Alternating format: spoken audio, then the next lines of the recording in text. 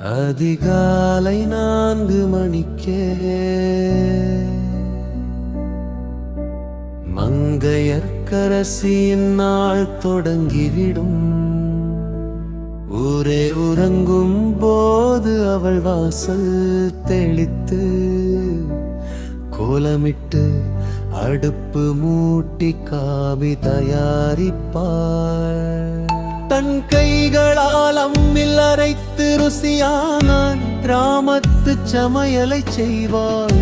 குழந்தைகளை பள்ளிக்கு அனுப்பிவிட்டு பிறகு அவள் ஓய்வெடுப்பதில்லை. இடுப்பில் செம்பும் தலையில் மூட்டையுமாவட்டு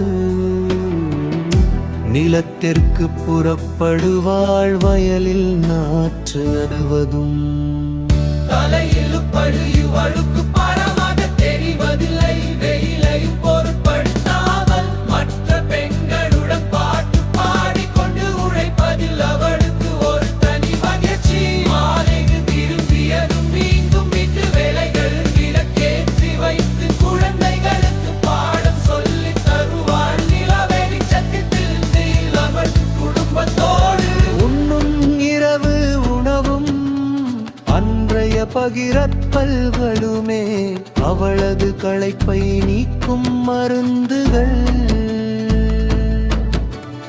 அனைவரும் உறங்கிய பின் அடுத்த நாளுக்கான வேலைகளை தயார் செய்துவிட்டு உறங்கச் செல்லும் போது அவள்